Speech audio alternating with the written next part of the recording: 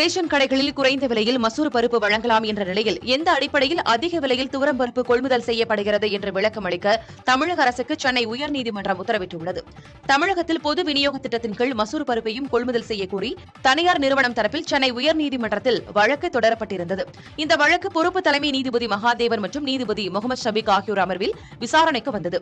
அப்போது மனுதாரர் நிறுவனம் தரப்பில் கூடுதல் ஊட்டச்சத்து நிறைந்த மசூர் பருப்பை கொள்முதல் செய்ய தமிழக அரசு மறுத்துள்ளது என்றும், விலை குறைந்த மசூர் பருப்பை கொள்முதல் செய்யும் போது தமிழக அரசுக்கு மாதத்துக்கு 150 கோடி ரூபாய் மிச்சமாகும் என்றும் வாதிடப்பட்டது.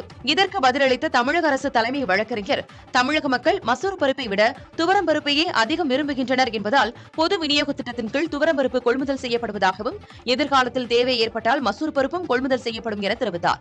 இருதரப்பு வாதங்களையும் கேட்ட நீதிபதிகள் எந்த அடிப்படையில் பொது விநியோக திட்டத்தில் பருப்பு கொள்முதல் செய்யப்படுகிறது என்பது குறித்து 2 வாரங்களில் விளக்கமளிக்க அரசு தரப்புக்கு உத்தரவிட்டு வழக்கை ஜூலை மாதத்துக்கு ஒத்திவைத்தனர்.